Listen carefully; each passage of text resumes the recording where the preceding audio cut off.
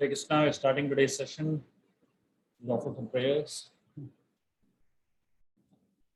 Tama Gyantimirandasya Gyananjana Shalakaya Chakshurummilitam Yena Tasmai Shri Gurave Namaha Shri Chaitanya Manavishtam Sthapitam Yena Bhutale Swayam Rupa Kadamayyam Dadati Svopadantikam Vandeham Shri Guru Shri Yutaha Padakamalam Shri Gurun Vaishnavamscha Shri Rupam Sagrajatam Sahagana Raghunatam Vitam Tam Sajivam Sadvaitam Savadutam Harijana Sritam Krishna Chaitanya Devam Shri Radha Krishna Padam Sahagana Lalita Shri Shakam Vitamscha He Krishna Karuna Sindhu Dinabandhu Jagatpate Gopesha Gopika Kanta Radha Kanta Namastute Tapta Kanchana Gaurangi Radhe Vrindavaneshwari Vrishabhanu Sute Devi Pranamami Haripriya Vanchakalpataru Vescha Kripa Sindhu Vevacha Patitanam Pavanebhyo Vaishnavebhyo Namo Namaha Jai Shri Krishna Chaitanya Prabhu Nityananda Shri Advaita Gadadhara Srivasadi Gaura Bhaktavinda Hare Krishna, Krishna Krishna, Hare Hare, Hare Ramo, Rama Ramo, Hare Hare. Hare Krishna.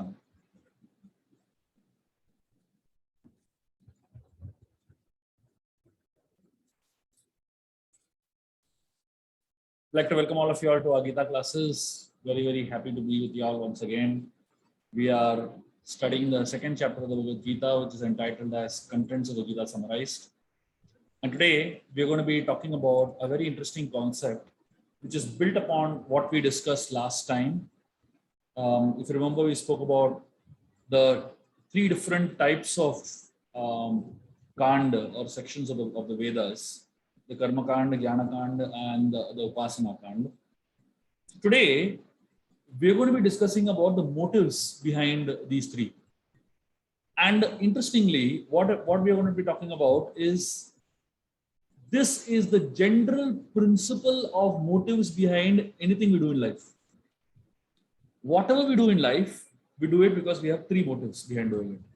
And that's what we're going to be discussing today in great detail. So again, today is going to be a very fascinating session, and it's going to be a very interesting session for most of y'all. I would highly recommend you all to hear this session twice. Of course, pay as much attention as you can right now, but I'm sure you will have to hear it one more time because it's a very heavily loaded session. There is a lot coming your way for you all to understand. Okay, so having said that, we'll begin today's session. So if you just analyze the whole world from the point of view of words, let's say, for example, you start assigning numbers to words, to letters. A, you give number 1, B, you give number 2, like that, up to Z, you keep giving numbers 26. And we'll just look at the sum total numerical value of certain words now. The first word that we're going to be analyzing is knowledge. Knowledge adds to 98%.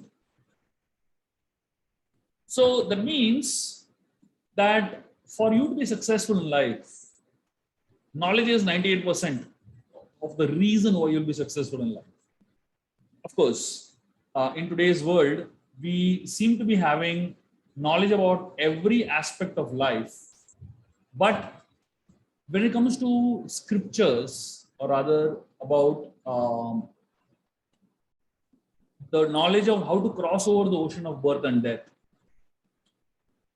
we seem to be very ignorant about it. Before attending the Gita classes, have you ever had a discussion with anyone how to cross over the ocean of birth and death? Have you had a discussion like that with anybody? I don't think so. I mean, I don't think any of us even thought about death so seriously at all in our lives. What to speak of discussing what happens beyond death. Um, so when we acquire so much knowledge, there is something known as Jada Gyan. Jada Gyan means a knowledge of matter, chemistry, biology, physics, geography, zoology, all that is Jada Gyan. Then higher than Jada Gyan is, so Jada Gyan is everything, just look at it as concentric circles, right? So Jada Gyan is something that is very, very pertain to things within the physical realm. Higher than Jada Gyan is the idea of Manovigyan, the idea of understanding the mind and its functionalities. Today's science, how much do we actually study the mind? Psychology is supposed to be the science of the mind. But I have studied psychology, and I can tell you what we understand of the human mind is like one fragment of what actually it is. One tiny little fragment. So we don't even know what the human mind is, literally. So today, what we know as psychology or psychiatry, this is a field of science of study of the mind. And higher than that is the study of intelligence, or what is today known as metaphysics. A lot of people are trying to get into a study of intelligence. Very, very limited knowledge as of now about study of the intelligence. And higher than that is known as Atma Gyan, study of the spirit, the Atma, the deeper aspect of life. And much higher than Atma Gyan is known as Param Gyan. Param Gyan is the connection of the Atma with the Paramatma. Much, much higher than the understanding of the Atma. And much, much higher than Param Gyan is something known as Param Gyan, which is what the great devotees of the Lord have in their understanding of God. Lord Brahma, in his highest realization, Brahma is the most intelligent person in the world. On top of that, he has 4 heads. Imagine if one person with 1 head only has so much intelligence. Brahmaji has 4 heads on top of that. How intelligent he'll be. And Brahma, when he tried to understand Krishna, his conclusion was very interesting. His conclusion was, my dear Lord, I have understood that I can't understand you. This was his conclusion. Imagine the most intelligent person who is saying this. I have understood that I can't understand you. So this is Param Gyan. And much, much, much higher than that is known as Param Gyan, which is what the gopis of Vrindavan have. The knowledge of the gopis of Vrindavan, specifically Srimati Radharani, who understands Krishna so intimately. That's the highest level of knowledge. So right now we are all at Jada Gyan, which is like the lowest level of knowledge possible. And we have to reach much, much further. So knowledge leads to a great, it's one of the factors that leads to success. But if you calculate the word hard work, so knowledge is 96%, hard work, if you calculate it together, it comes to 98%. The only place where success comes before work is in the dictionary. Otherwise, work always comes before success. So we have to really work hard, and the more you work harder, there's a greater chances that you will become successful. So 98% of your success depends on your hard work. And then if you look at another word, which is attitude. Interestingly, attitude, this word adds to 100%. So that means to really be successful in life, you need good attitude. And the good attitude is so important. Like one guy was falling off from Eiffel Tower. He was standing on the Eiffel Tower and he somehow slipped and he was falling off. And while he was halfway down, he started shouting, "See, I'm not hurt." Good attitude, at least while he's still falling, he's still thinking from a positive point of view. I'm still not heard. Attitude gives us 100% success. And we don't have control over many aspects of our life. But one aspect that we do have control over is our attitude. And therefore, it is so important to carry the right attitude in our lives. But there is one more word which is even more powerful than attitude, which is, if you calculate this word, love of God, and you actually put, add those numbers, it comes to 101%. So that means for us to go beyond 100%, it is not possible on our own efforts. But the moment you add in the element of God into your life, you can actually go one level more. Jayastu Pandu Putrana, Esha Pakshe Janardane. Why were the Pandavas so successful in their lives? Because there was one factor that was very prominently there in their life, and that was Krishna factor. Krishna was standing next to them, and because he was standing next to them, there was no question of they not winning. And that is the whole idea behind our life. The moment we add in an element of love of God into our life changes. So now let us look at the different motives for which or why we do things in our life. More important than what we do, more important than what we have is what we do with what we have. Let me repeat it. More important than what we have is what we do with what we have. There are so many people who have a lot, but they don't use it properly. And therefore, it doesn't matter what you have. What it really matters is what you do with what you have. Why we do is more important than what we do. When we come to God, the most important thing is the motive for which you have come to God. What is the motive for which you have come to God? So many of us on this call, each one of us have a certain motive for which we have come to God, isn't it? I don't know what your motive is, but you know what your motive is, right? It is not important what we do, but why we do. Why we do what we do. Our coming to the temple is important, but why we go to the temple is more important. We chant Hare Krishna is important, but why we chant Hare Krishna is more important. Taking prasad is important, but why we take is more important. Waving a agarbatti or a diya in front of the deities is important, but why we wave it, it is more important. The problem is people know what to do, but they don't know why they do what they do. Especially in the land of India, you ask so many people, they're doing such complicated rituals. You ask them why they do it, and they fumble. They don't even know the basic reason why we do certain things. Why? Because we don't understand this very basic principle of spirituality. What is it? Krishna is called Bhavagrahi. That's another name for Krishna. Bhavagrahi. What is the meaning of Bhavagrahi? Bhavagrahi means he grabs the essence.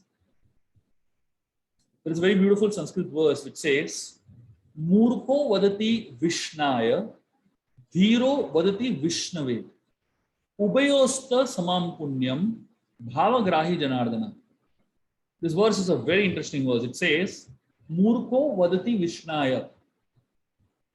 Vishnu, the word Vishnu, there are different ways to say it according to the context with which we're saying.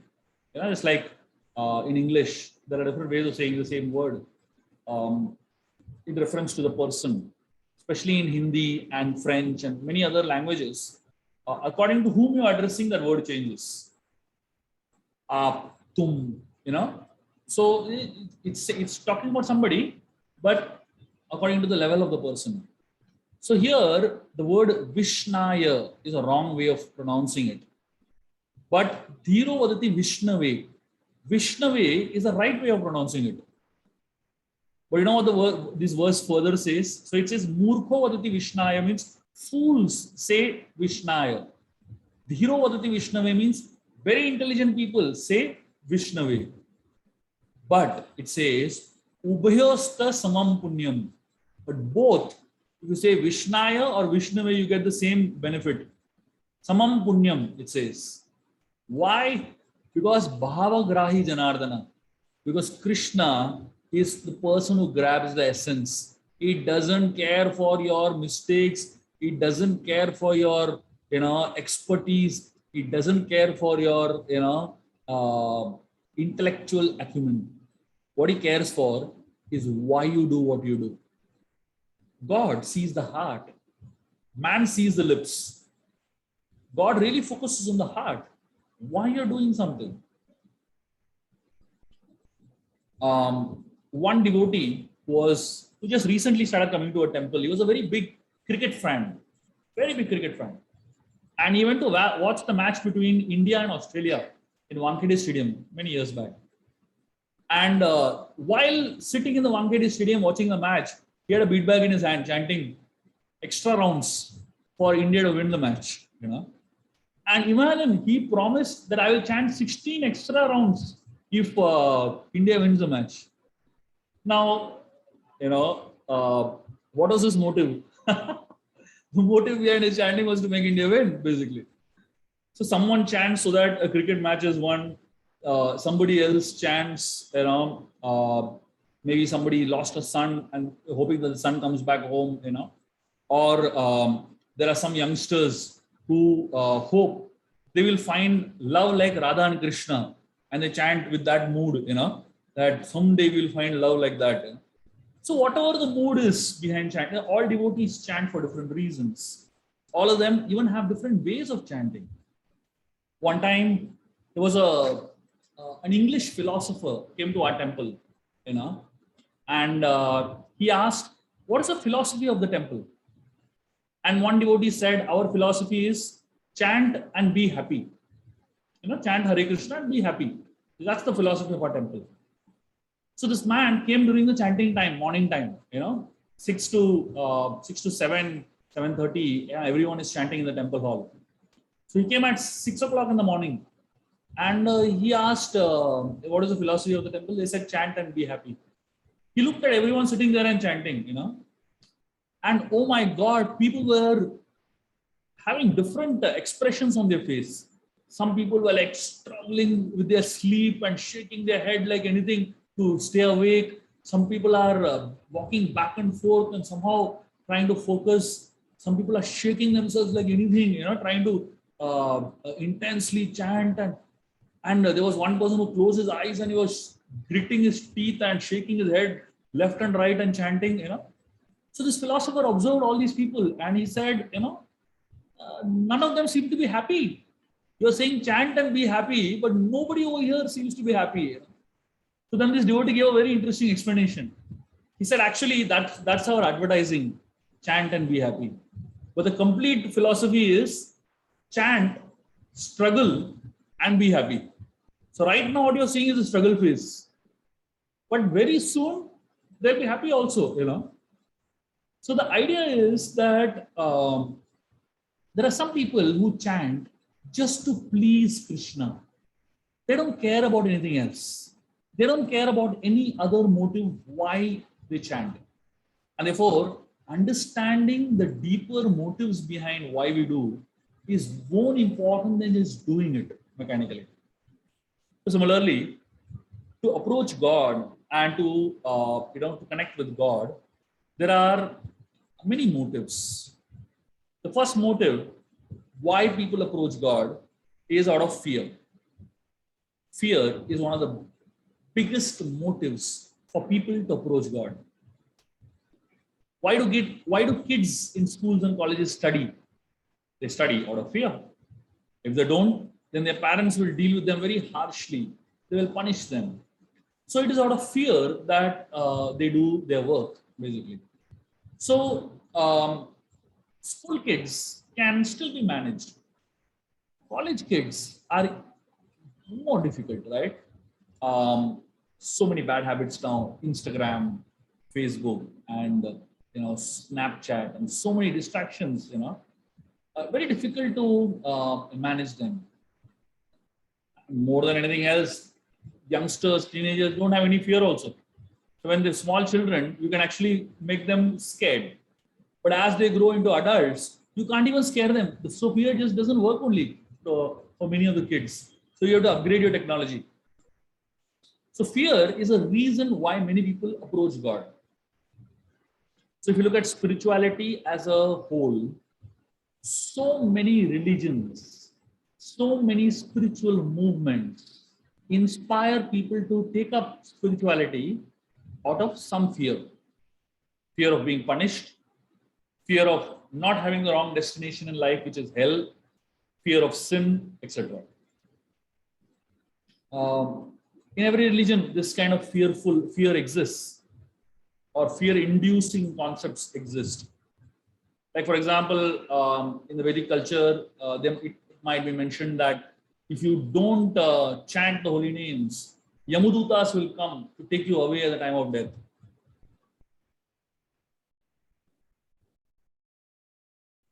And then it is said, if you come to temple once a year at least on Janmashtami, then God won't punish us. He will not send us to hell. So many different ways of getting somebody to get out from their home and come to a temple. And then the Srimad Bhagavatam describes hellish planets. If you read the 5th canto of Srimad Bhagavatam, the last chapter, there are 27 hellish planets that are described. And when you read those 27 hellish planets, you realize, or you start feeling, if I do anything in life, I'll go to hell only. If I sneeze also, there is a hell. Why you sneezed, you'll go to hell. So literally, for doing anything in life, there is one hell available. So what does a person do? And that's where certain stories come in picture. When Bhagavatam talks about the story of Ajamil. So Ajamil was a Brahmana born in a very cultured, very aristocratic family. And at one point, he was passing through a forest and he saw something. He saw a scene of a man and a prostitute embracing one another. And his mind was so much stuck on that particular scene of this man and woman, publicly embracing each other and loving each other. He just couldn't get it out of his mind. And he came and he just kept thinking about it again and again and again. Now, when I tell this story in today's context, you might say, what does this story even mean today? I mean, we see this scene every day, everywhere around us, right? If you pass through an airport in the Western world, every second couple is doing the same thing that Ajamil saw once. I mean, Ajamil saw it only once in his life and he was so agitated. We see it every second minute in our life. Imagine what is our state, right? So here, the point is that the mind has certain impressions. It's like clicking a photograph. And the mind just captures it through the lenses of our eyes. And Ajamil, he just kept looking and looking and looking. And Ajamil, at some point, he started thinking, what if I also get to love, someone like this? And then eventually completely deviated from his path of spirituality. And he found one lady whom he fell in great love with. He left his wife for that lady. And he had so many children through that lady. And he he just got into so many sinful things to maintain that person and to maintain all the children that were born to them. He was 88 years old when his last son was born. You can imagine, but somehow he named his last son as Narayan because some saintly people had come into his life. Just some coincidentally, he met some saintly people, and that saintly people told him only one thing. They said, "Please name your son as Narayan." That's all, So he decided, "Chalo, I'll do one good thing at least in my life. Name my son Narayan." One day, a few days after the son was born, and this Ajamil fell in love with this little boy, and he was so much in love with this little child, Narayan. He kept calling him Narayan, Narayan all the time. One day, the Yamudutas came to take Ajamil away. He actually saw the Yamudutas right in front of his eyes.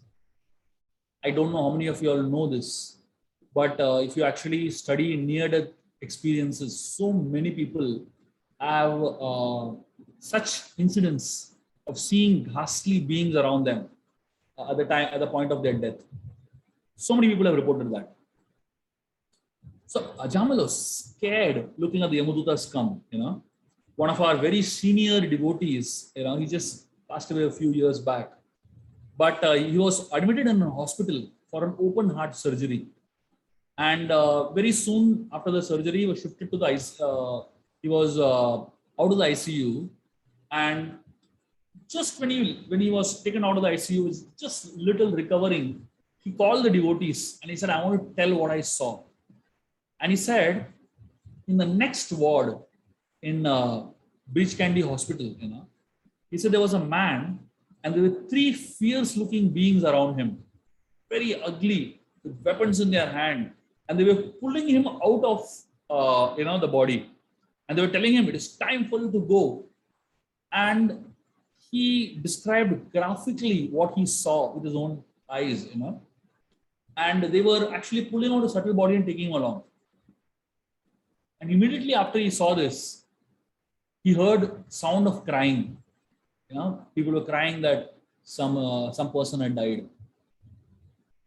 So this is the way in which the Yamadutas are described. So Ajamil saw these three Yamadutas. Why three of them come? It is explained. The Ajamil performed sins in three ways: with his body, with his mind, and with his words. And there were three Yamadutas came to take him away. So because he had done ill with three ways, the three Yamadutas came. And Ajamil freaked out. He was panicking. And in his panic, he began to shout out to someone that he loved the most, his youngest son, Narayan. Narayan, Narayan, he began to shout intensely. And the word Narayana has 4 syllables. And because there are 4 syllables in the word Narayana, 4 Vishnudutas appeared over there. And the 4 Vishnudutas came there for Ajamil. And the Vishnudutas and the Yamadutas began to have an argument with each other. The Yamadutas said, who are you? And why have you come here? This guy has done so much sin. He is our person. Vishnudutas said, no, he is not at all your person. He is our person. Because he has chanted the name Narayan once. And the Vishnudutas gave so much gyan to the Yamadutas about the power of the holy name of Lord Narayan. How much strength does the holy name have? It has more strength than a sinner is able to commit in many, many lifetimes. The name can wash away even sins that a sinner cannot dream of performing. And therefore, many times we come to Krishna out of fear. We have sinned a lot, and now let us wash it away, We've done so many sinful acts with our mind, body, and words. Now let us go to Krishna and wash it away, So a lot of people, they come to God purely with this motive of getting rid of the sins. If you want to improve yourself, you have to follow a process. And this process is very interesting. This process is called Ragad. R-A-G-A-D. Ragad means what? In Hindi, we talk about ragadna padega. That means, you have to really stretch yourself a lot, squeeze yourself a lot, and literally work so hard to get perfection. So what is this formula of Ragad? R stands for repentance. So Ajamil regretted, he repented that he had made mistakes. He committed sin, he did something wrong. This is the first step towards self-improvement. The first step towards self-improvement is regret or repentance. Until one does not feel bad for the actions that they have done, you cannot change. A shameless person will never admit that he has done wrong. A shameless person will justify and give reasons. He will never accept that he has made a mistake. Shamelessness is considered fashion in today's civilization, isn't it? And but a real civilized human being will repent for his wrong. So R stands for repent or regret. A stands for appreciation. Appreciation for the mercy that has been received. Ajamil was very appreciative that the Yamadutas had been driven away by the Vishnudutas. He was appreciative that the Lord had given grace on him. And we can be appreciative about so many people who have given us this opportunity to come to a Gita class, to understand the Gita, to come to a temple, to understand the philosophy. So anybody who helps us come closer to the Lord, we would appreciate that person. And Ajamil appreciated the Yamadutas. Third thing is, Ajamil was grateful. Ajamil was not just appreciative, he was very grateful. He was very much grateful that the Vishnudutas saved him. He was not only appreciative for what he had received, but he was grateful to the people who had given it to him. Therefore, we should all be very grateful to the people who are trying to save us and help us. But the problem in this world is that if we cannot be grateful, then we are great fools. So we have to try our best to be grateful to all those people who are putting efforts in trying to help us become Krishna conscious. We should learn to be grateful to our parents, to people who are doing things for us, people who have helped us, to Krishna, to Srila Prabhupada, grateful to the devotees who are coming to our lives and trying to help us get out of the hellish life. Otherwise, we are destined towards. The fourth thing is, fourth A, R-A-G-A-D. A stands for austerities or penances. Ajamil knew that just being grateful was not enough. He had to be austere also. He had to stop doing the wrong things. It is an austerity to stop doing wrong.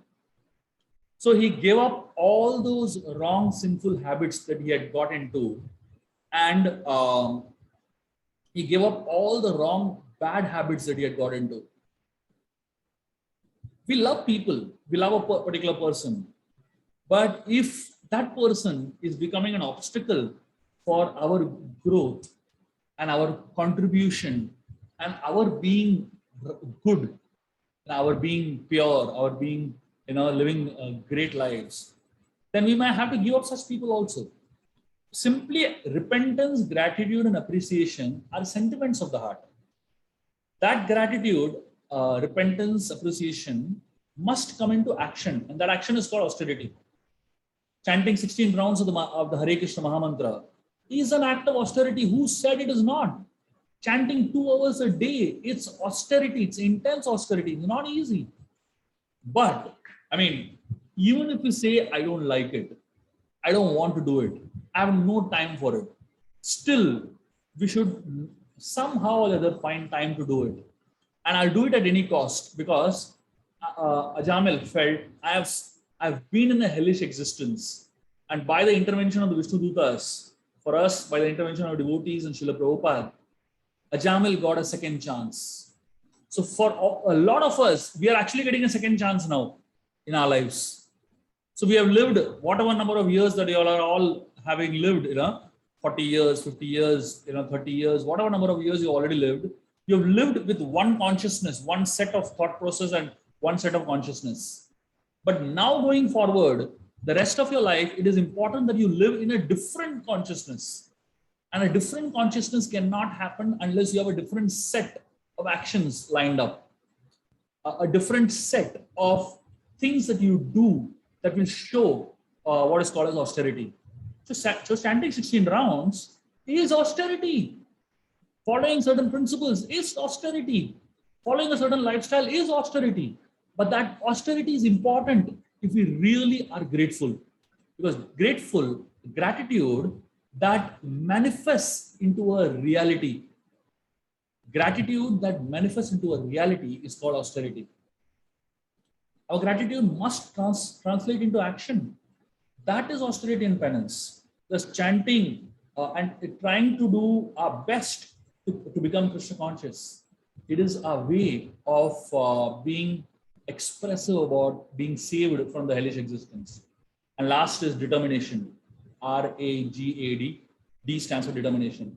Once I start performing austerities and once I start following certain principles and taking vows and giving up the wrong actions, there will be tests. There will be a lot of tests. They will be tested every step.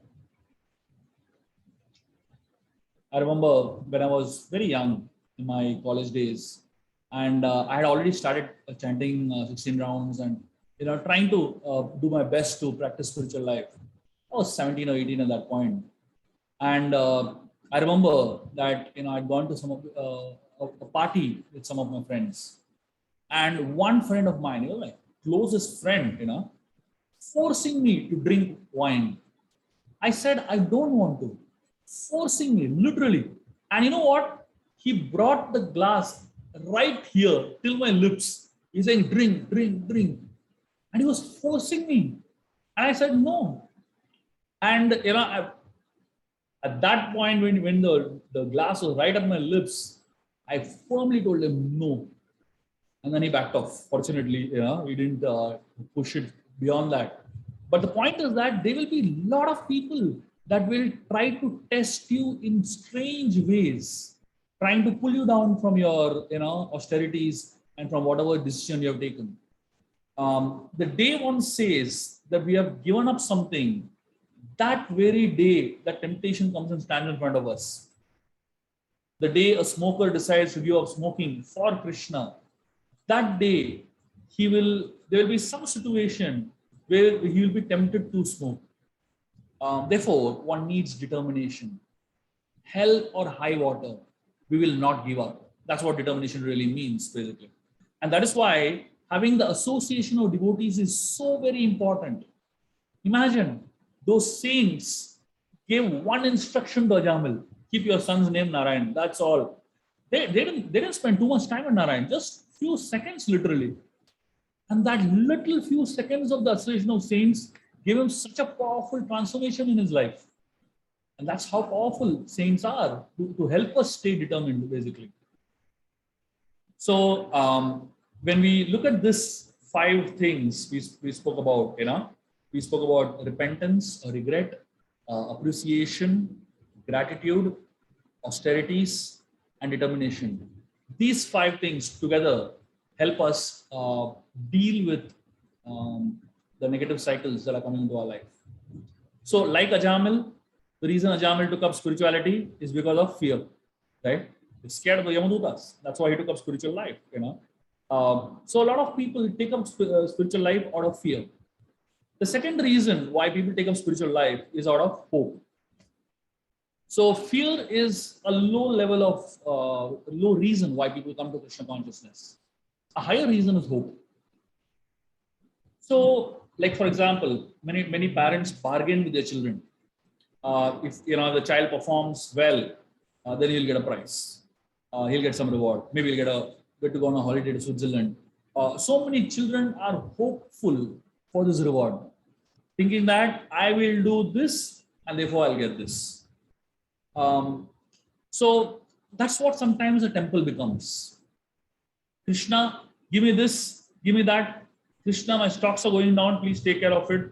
I will chant 16 rounds. And if the market soars, then we feel, oh, Krishna is so great, so giving. And then the one day market falls, stock goes down.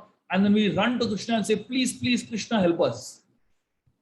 The point is, everyone wants their wants to be fulfilled. Coming to Krishna out of hope, Krishna is very kind. He does things for us so many times. But the motive with which we take up spiritual life should not be primarily this. This can be a beginning stage, but this cannot be the reason why we continue our spiritual life. The motive of taking up spirituality because of desire for some wealth is a very low level of motive. There's a very beautiful story in the Srimad Bhagavatam of Dhruva Maharaj. Dhruva was a 5-year-old boy, the son of a king named Uttanapad. And Uttanapad was a very powerful king. And he had 2 wives named Suniti and Suruchi. Suniti was his first wife, and from his first wife was born Dhruva. And Suruchi was his second wife. From his second wife was born Uttama, who was the second son, the younger brother of Dhruva. So one day Dhruva saw his younger brother sitting on the father's lap on the throne. So Dhruva felt, I also want to go and sit on my father's lap. So Dhruva ran up to his father and he tried to sit on his father's lap. But his stepmother Suruchi pulled him down from the throne. She told him, you have no rights to sit on your father's lap because you're not born from my womb. Because you're not born to me, you can't sit on your father's lap. Only my son can sit on my father's lap. And she said, if you really want to sit on your father's lap, you must die and take birth from my womb. Then you can sit. Dhruva was so disturbed. He was so bewildered. A 5-year-old boy, seething in anger, ran to his mother. He was desperate, crying tears. And his mother was shocked and bewildered at what had happened. The word Suruchi means taste. Good taste. That's what it means, Suruchi. And the word Suniti, Niti means principles. So Suniti means the one who has good principles in life. So usually most people are attracted to Suruchi because Suruchi, people love taste, right? Taste of brands, taste of food, taste of juices, taste of money, taste of so many things in life. So people are attracted to Suruchi naturally. Who cares for Suniti, right? If there is a new movie coming up on Tuesday evening, 7 to 8, and there is a Gita class, who is going to come to a Gita class? Obviously, people are going to run after Suruchi and they're not going to run after Suniti, isn't it? So it is most obvious that Uttanapad was more interested in Suruchi than Suniti. But Suniti gives good advice. When you are in trouble, Suruchi doesn't help you. When you are in trouble, Suniti only helps you. When you are in trouble, no movie of yours is going to help you. When you are in trouble, something you heard in the Gita class is going to help you, right? So Dhruva, when he was so disturbed and crying and seething in anger, ran to his mother. And his mother told him, I'm sorry, I can't do anything for you because your father loves your stepmother more than me. And she gave him a very interesting principle of life. She said, there are many mothers in this world who have a lot of love, but they don't have power to help. But Krishna is the mother who has the heart of 1,000,000 mothers put together, but he also has the ability to help you. So she told him, go to him and he will help you. So Dhruva actually took his mother's words very seriously. Right that moment itself, he ran to the forest, a 5-year-old boy, just giving up all his comforts, running to a forest. And there in the forest, he met his guru, Narad Muni, to give him good instructions on how to meditate on the Lord. And within a period of 6 months, Dhruva actually face-to-face had a meeting with the Lord. And when Dhruva met the Lord, Dhruva had only one desire when he went to the forest. You know what is his desire? His desire was, I want to have a kingdom greater than my great-grandfather Brahma. So Dhruva comes from the lineage of Brahma. And Uttanapad was a king of this earth. But Dhruva wanted to become more powerful than Brahma, wanted to have a planet bigger than Brahma's. I mean, imagine, if somebody has to have imagination, what would they imagine? They imagine I want $1 trillion or $1 million or whatever. No? Dhruva say, I want a planet bigger than Brahma. You can't have a bigger ambition than that, And with such an ambition, he went to Krishna. And the most amazing thing the Bhagavatam speaks about is when Dhruva was face to face with Krishna, and the Lord stood in front of him, Dhruva couldn't speak words. Words are not coming out from his mouth. And the Lord touched his head with his conch shell. When the Lord touched Dhruva's head with the conch shell, instantly Krishna blessed Dhruva with the right words and the right intelligence. And Dhruva began to speak to the Lord. He told the Lord, my dear Lord, I came to you looking for broken pieces of glass. But after seeing you having your darshan, which is like a rare diamond, I'm not interested in those broken pieces of glass anymore. He just lost his ambition of aspiring for so much wealth and power. He just lost it completely. He said, this is not what I want to aspire for anymore. Because I realized those ambitions are simply broken pieces of glass. I'm satisfied with this rare diamond that I've achieved, which is a devotional service. Of course, the Lord blessed him and he told him, since you have come to me with the desire for so much power and ambition, I'll fulfill that desire also of yours. And Dhruva was given an entire planet for himself, known as Dhruva Loka. It's the pole star at the Shweta. While the entire universe is devastated, that place is not affected. That is such a powerful kingdom Dhruva got. And the Lord gave him what he asked for. A lot of us, we go to the Lord with only this in our minds. But you know what the most amazing thing is? When we go to the Lord, even if we go to the Lord with this, the desire for money in our mind, the Lord has the ability to purify the desire. Just like Dhruva went with the desire for money, Krishna gave him that money. But Dhruva lost interest in that money. He was not interested in it anymore. He utilized the wealth that he had for the right purpose, obviously. But more than that, his interest became something else. His interest was completely in focusing on Krishna. So every one of us, we have some motives in our life. But when we come in touch with Krishna, whatever the reason is, whether it is out of fear, whether it is out of fear, or whether it is out of desire for hope and reward, or with any other motive, Krishna has the ability to purify our motives. And it is very important for us to understand why we need to connect with God. A third reason why people connect with God, a third motive for which people approach God, is out of a sense of duty. Why students study? Because it's their duty to study. We feel that our parents have done a lot for us. They would stay awake with us, help us during our exams. Mother would cook for us, clean for us, with wholehearted energy and completely investment of their focus. And if we don't live up to their expectations, then how am I grateful? That one thought is known as duty. In worship, God has given us so much. Krishna has already given us so much. Instead of asking him for more, let me be grateful for what he has given. And that gratitude helps us serve the Lord with a sense of duty, with a sense of gratefulness. They say that God gives, and forgives. And man gets, and forgets. Isn't it how life is, right? This is the problem with man.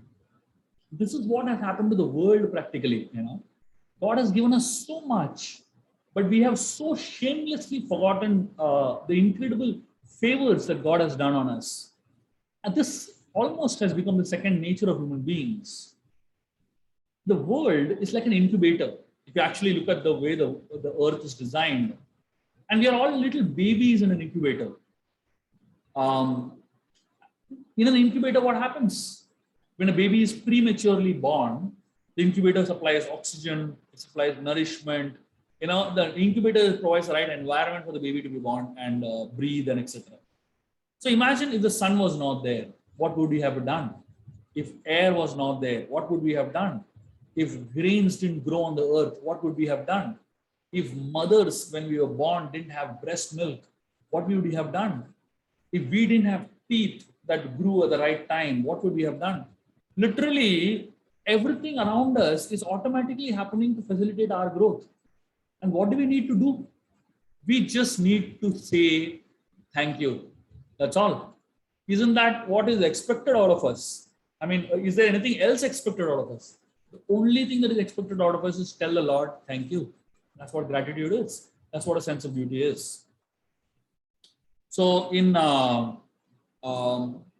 Sudama, Krishna's friend, came to meet Krishna, so Sudama, he was a very poor Brahmin. Brahmins are always poor, by the way. They have to be poor because that's how they are. They don't have business acumen, basically. because they have acumen for wisdom, which is according to them precious. Now, whatever you aspire for and whatever you focus on, you get that. Some people focus on money and they get that. Some people focus on wisdom and they get that. So whatever you want to focus on, you get that. So Sudama was a poor Brahmin, and he grew up in a situation which was really destitute. He had no problem with that because he didn't have much needs. But his wife and two children were in a dire situation. And when the wife saw the children suffer so much, she told Sudama, why don't you go to your friend Krishna and ask him for some money, for some help? Sudama was feeling so bad. How do I go and ask my friend for a favor? It's not right. But she pushed him. She didn't push him for herself. She pushed him for the children. Sudama went all the way to meet Krishna. And interestingly, Krishna began to treat Sudama with so much love and affection, so much respect, and so much reverence. And Sudama also reciprocated with Krishna. And he just kept feeling, how can I ask him for anything? How can I ask him for anything? And Krishna also realized that Sudama must have come for something, but Krishna realized that, I can't talk to him about money. For the friendship and love that they had, how can we talk about money?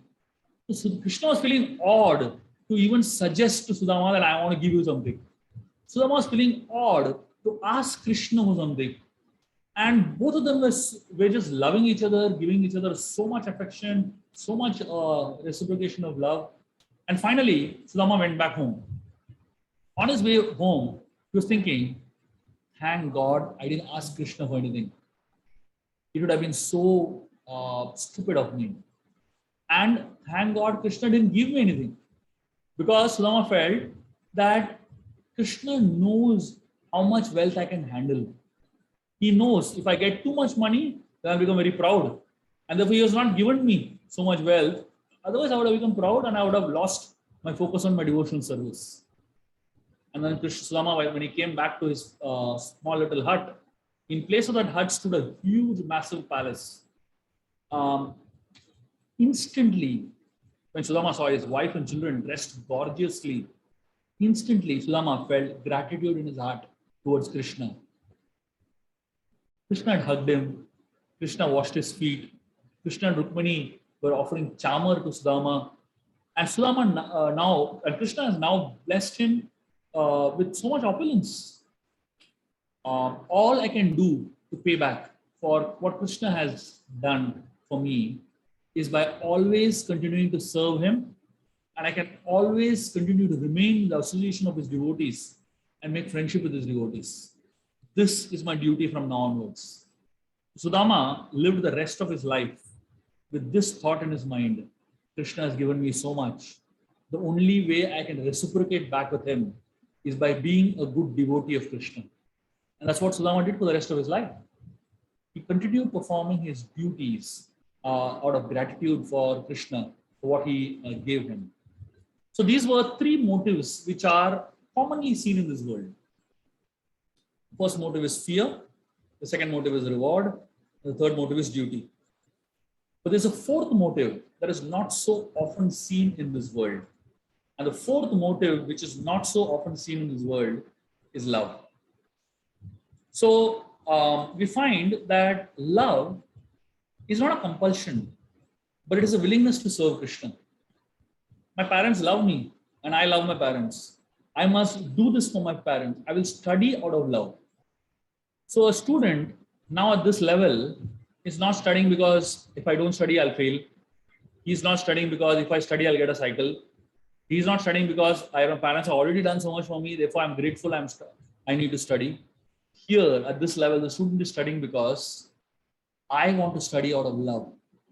Love for my parents, love for the knowledge, for gaining knowledge. This is the last motive out of which we can serve God, the motive of love. I don't want to go to Krishna to wash away my sins. I don't want to go to Krishna with the hope that I will get this or I'll get that. We will get as per our karmas. I don't want to go just duty bound just to do duty-bound service. I want to serve Krishna out of love. And that should be the primary motive for which we connect with Krishna. So therefore, when one carefully examines, there are many examples in the scriptures. Like say, for example, when Prahlad was saved by Narsingadev, 1 week from now, on 15th of May, is Narsingh Chaturdasi, the appearance of Lord Narsingadev. So you can remember the story on that day, When Prahlad was saved by Narsingha, Prahlad was asked by Lord Narsingadev. He said, ask whatever you want. Whatever you want, you ask. Prahlad said, my dear Lord, I want nothing. In fact, he told the Lord, my dear Lord, I'm not a businessman looking for some gain. I'll serve you and you will give me something. Prahlad told Narsingadev directly on his face. He told the Lord, I'm not a businessman. I'm not come here to serve you so that you give me something back in return. So he said, all he asked for was, let me love you. That's all. He only wanted to serve the Lord and expect nothing else in return. This is love. Love means service. Love means sacrifice. A mother is willing to make so many sacrifices for the child. This is highest with a devotee who wants to serve Krishna. And you remember, I spoke about the desire of the gopis last time, and I ended last session, the desire of the gopis. Krishna had a headache, and to relieve the headache of Krishna, Narada Muni came and told them that you need to give dust from your feet. And the gopis happily jumped in a pit of sand and filled up so much sand and gave it to Krishna, Narada Muni. And the gopis talk about 3 types of lovers. And it's very, very interesting to know this. The gopis talking about these 3 types of lovers. There are 3 types of lovers in this world. The first type of lovers are selfish lovers. If they didn't get anything in return, they would not love only. This is the first type of lovers, selfish lovers. The second type of lovers are merciful lovers. So they devotedly serve even if somebody fails to reciprocate with them. They are inspired to follow the path of doing the right thing. The third type of lovers, the gopis say, is a self-satisfied lover. Selfish, merciful, and third one is ungrateful, basically, not self-satisfied, ungrateful. Ungrateful means they will not love even those who love them. What to speak of those who are inimical to them, So the first type of selfish, that means if they get something back in return, only then they will love. Second type of lovers are merciful lovers. They will love even if they don't get back anything in return. They'll just keep loving. The third type of lovers are ungrateful lovers. That means even if they get a lot of love, they will not love because they just do everything for a particular self-centered reason, basically. And they are just ungrateful. Even if somebody does a lot for them, they don't care. So one is a business person, one is a saint, and one is a, psychopathic, whatever. So Krishna says that Krishna is the fourth type of lover. So the gopis talk about 3 types of lovers. Krishna says, I'm not one of either of these. Krishna falls in the 4th category. Krishna says, I don't reciprocate simply to intensify the love in my devotees. So it's like, sometimes the gopis of Vrindavan, they loved Krishna so much. They were giving their lives for Krishna. Krishna went to Vrindavan, from Vrindavan he went to Mathura. You might think, what kind of a person is he? These people loved him so much. But why did he leave them and go to Mathura? Never came back to Vrindavan. Because he's the 4th kind of lover. Whatever he does, he makes you love him more and more. And by loving him more, you're the one who is benefiting. He doesn't get anything out of it. So Krishna is a very different level of lover. So now, just to conclude our whole discussion, bringing back to the 3 motives which which we are getting back to the Bhagavad Gita. So I just went a little around, the concepts of the three motives. Now I'll bring it back to Bhagavad Gita, to Arjun's situation. Okay, Krishna is telling Arjun in this chapter, if you don't fight for me, my dear Arjun, you will lose. So he's saying, if you don't fight in this war, you will lose. What will you lose? What will you lose? You lose your good name. You lose your fame. Arjun was a Kshatriya. It was his duty to fight. No one would say that Arjun left out of compassion. They would say he left because he was a coward. Duryodhana would call him a coward. He would laugh at him and say that Arjun ran away. So Krishna says, are you not scared that you're going to lose your reputation? And he said, if you fight, you might gain a kingdom. Profit is, you will gain a kingdom. If you fight and die, you will go to the heaven. People do all kinds of sacrifices to go to the heavens. But even without doing a single yajna, if you die on the battlefield, even when you lose, you still go to the heavens. So Krishna is telling Arjun, you should fight because either here or there, you will benefit by fighting.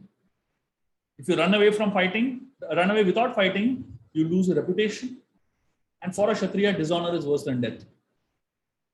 For a person who is honored, dishonor is worse than death. So here was the whole idea of Kshatriya spirit.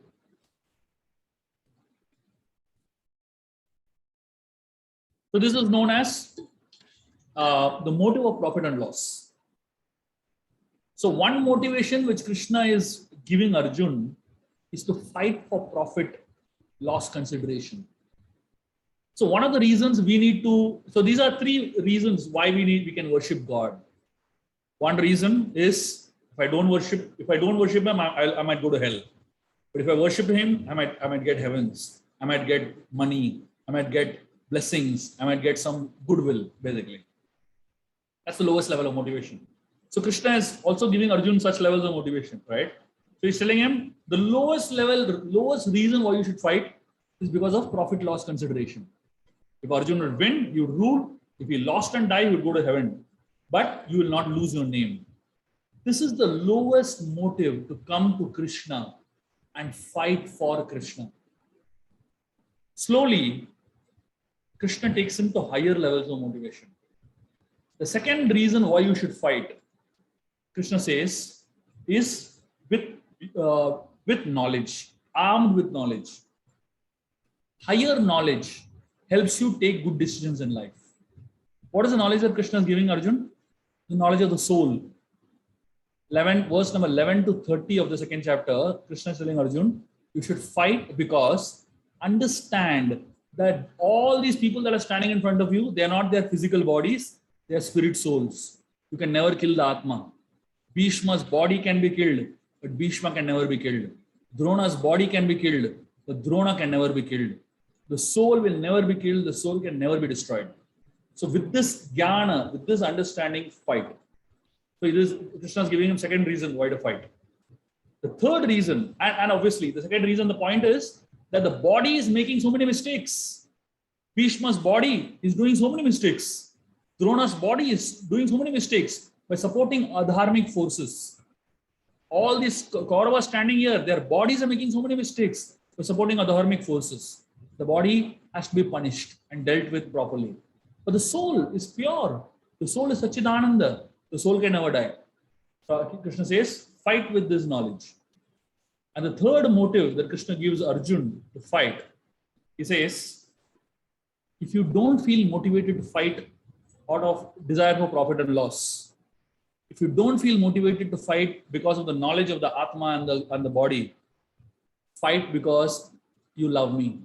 And I'm telling you, fight. This is the third reason Krishna is telling Arjun to fight. A very personal reason, basically. If you feel you should not fight even for this motive of knowledge and profit and loss, fight because you love me. This is known as karma yoga, which Krishna is describing. You do not want to do it, but do it because I want you to do it. So Krishna is giving him three reasons to fight in this war. profit and loss, knowledge, and love. All of us in our own lives, I try to put it in the context of all our lives, whatever we do, including worship of God, we can do it for these three motives, but there is a fourth one, which is duty in between also. So we have to decide what is the motive with which we want to worship God. Do we want to do it out of profit and loss? Do we want to do it out of, just theoretical knowledge? Or do we want to do it because we want to love Him? And Krishna highly recommends the third one. And we'll stop at this note and have some discussions. Before we have a discussion and question answers, just want to make one quick announcement that the next 2 weeks there will not be Gita classes. So I'm traveling to Chardham on Saturday. I'll pray for each and every one of you all wherever I travel and wherever I visit, whichever temple I visit.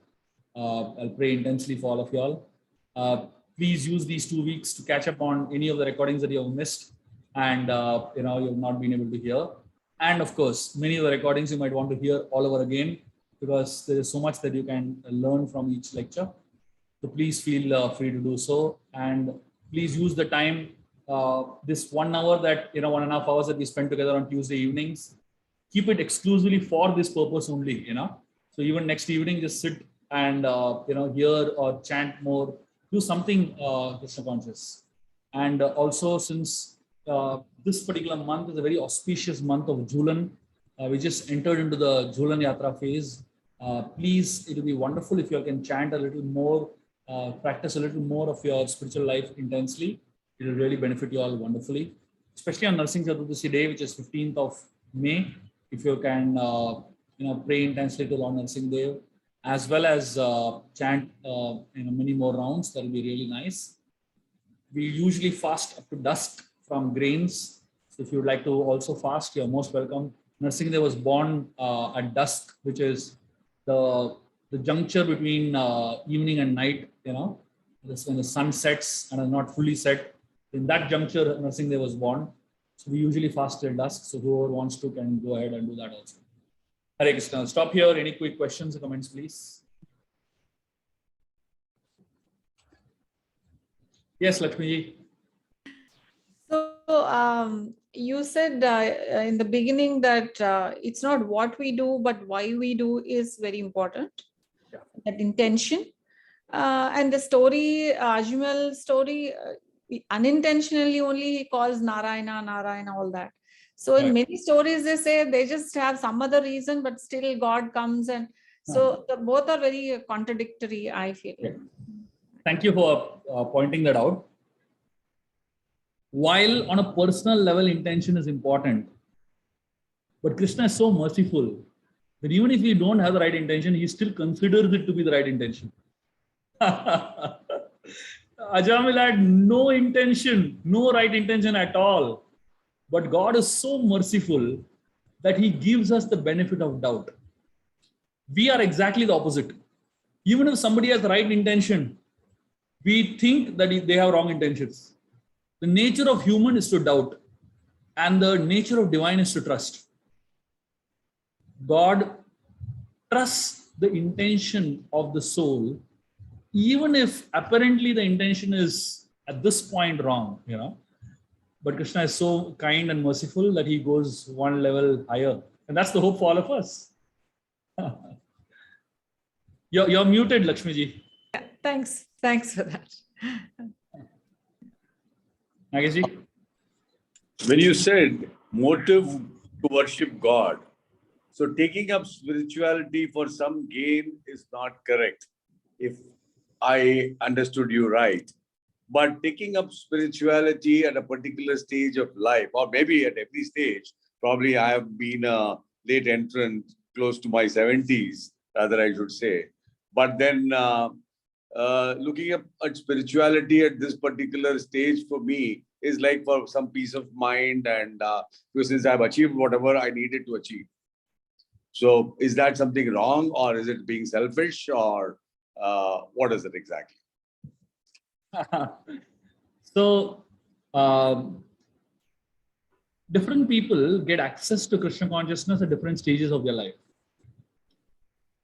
whenever we get access to Krishna consciousness, that is our birth. Okay. That is actually the day we are born. Oh. So I would definitely say happy birthday to you. Thank you. 70 is just a number. Those numbers don't matter.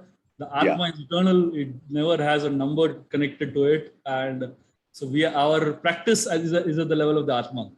The body has its limitations and its shortcomings. Absolutely. But I think that's what is more important. I hope I made sense. Yes, you really made sense. One more thing I would just like to ask you is because since we treat a lot of patients and we do have children also who come into us, and most of you will be aware of the fact that as dentists, we have all kinds of gadgets surrounding us, and that's pretty scary.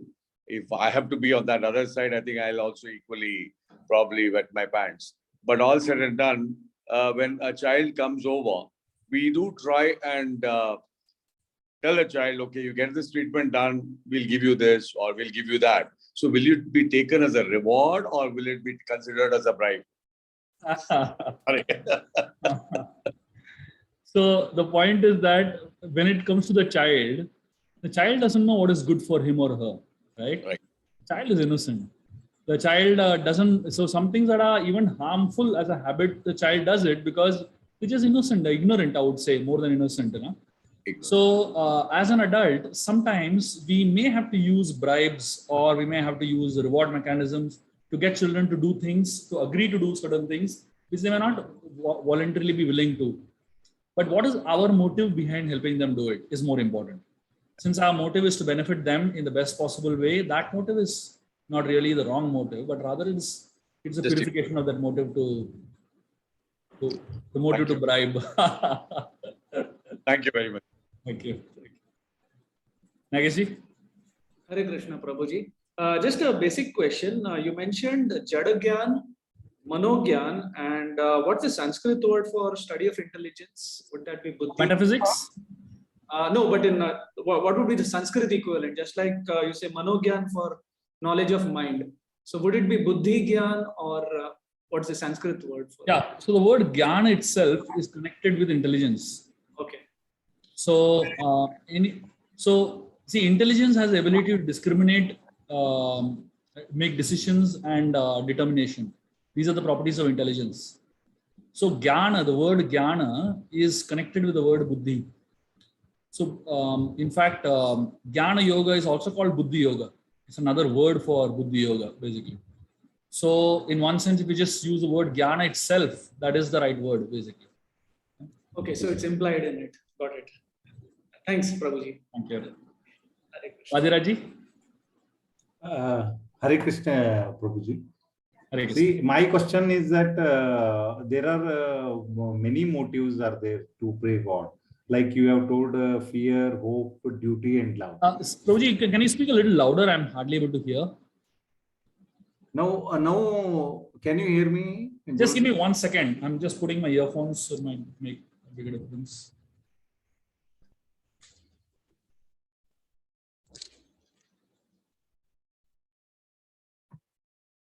Yes, please go ahead. Now, can you hear me, Guruji? 1 second. I just need to change the setting. Yeah, please. Okay. So you have just elaborated nicely, sir, that 4 types of motives are there to pray God. That is fear, hope, duty, love. Yeah. Which one is better? As a human being, as a professionist, which one we need to adapt? That is my question. For your question, the answer is love is the best motive to live your life by. Not just from a worship point of view, but even from your career point of view.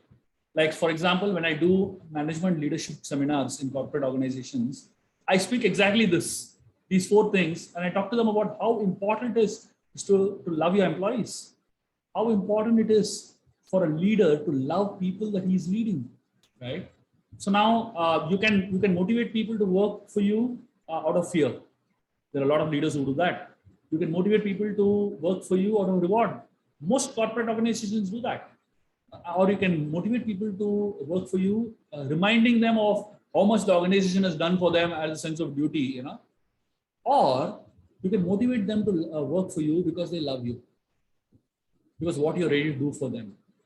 So when you are ready to go out of your way to help them in their lives, to grow as an individual, grow as a human being, people are ready to do anything for you.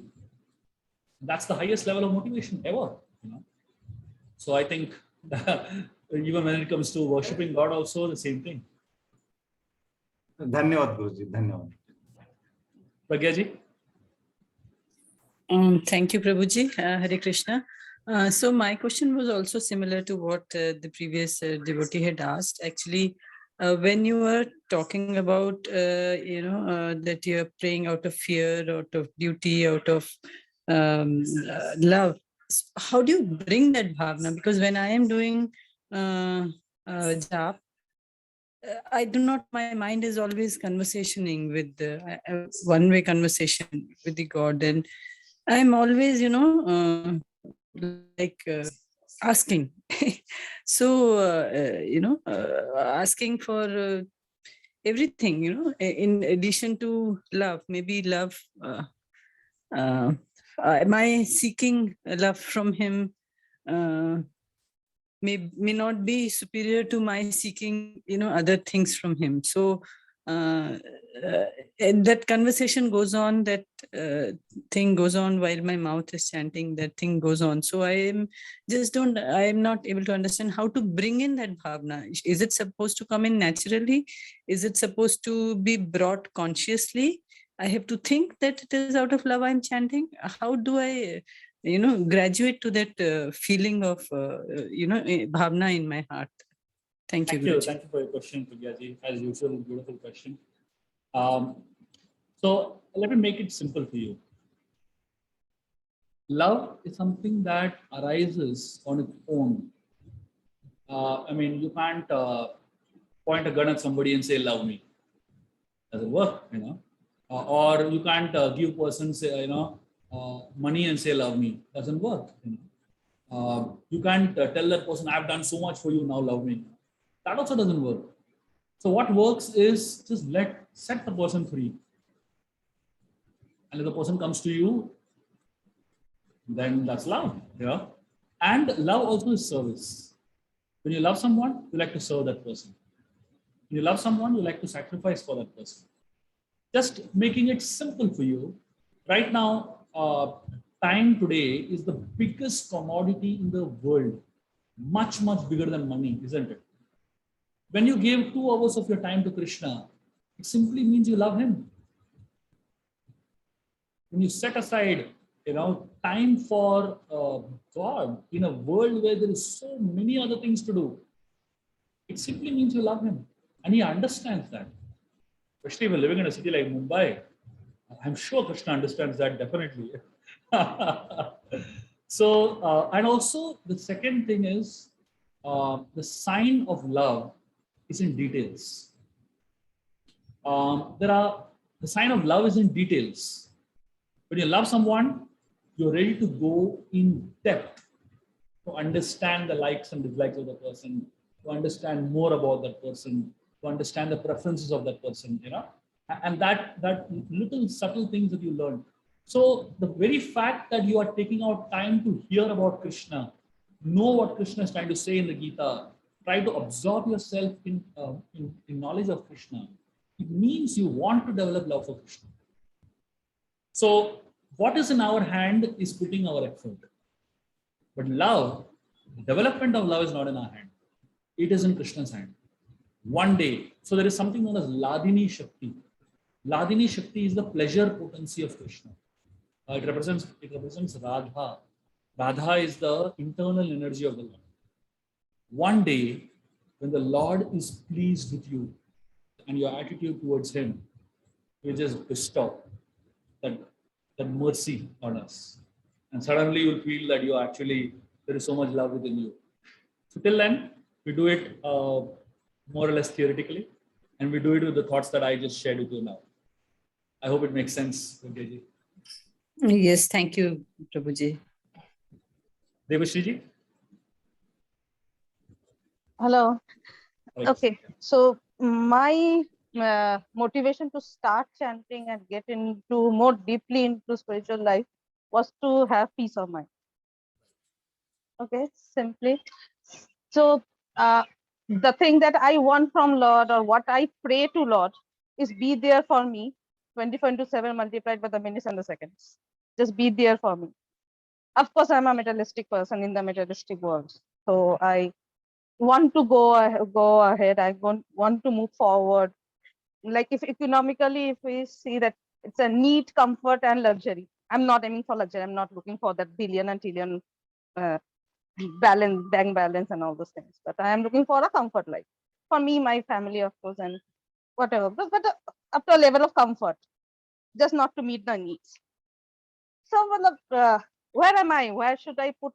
Which should I bucket myself in my motivation? I think we should just be honest with Krishna. Dhruva was honest with him. So he was very honest. You know. So the thing is, the beauty about Krishna is this, that he accepts us the way we are. And he helps us grow from where we are. So we don't have, see, in front of the whole world, you have to act. But you don't have to act in front of God. You be yourself in front of God. Right? So you should not, you don't have to be somebody else. You don't have to try to imitate someone else. You don't have to show that you are at a higher level than what you are, right?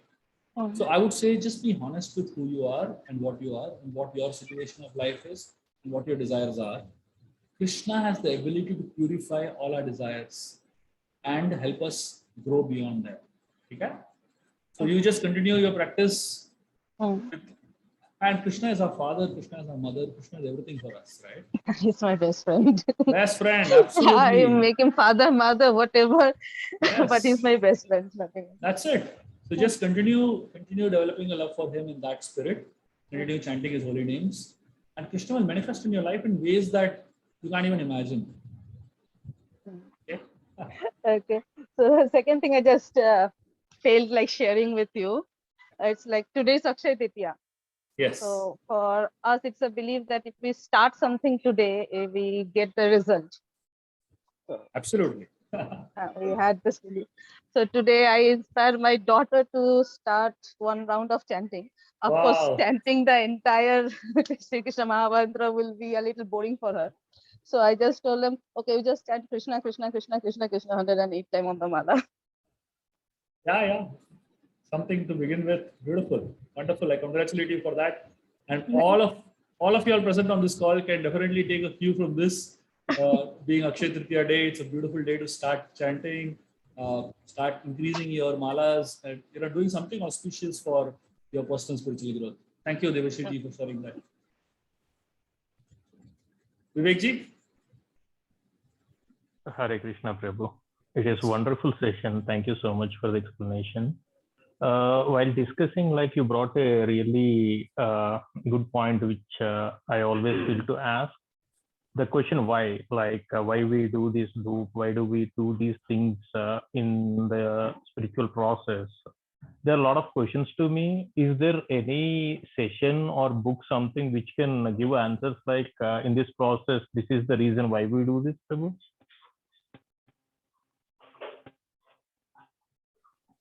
So there are, so for every why, there is an answer.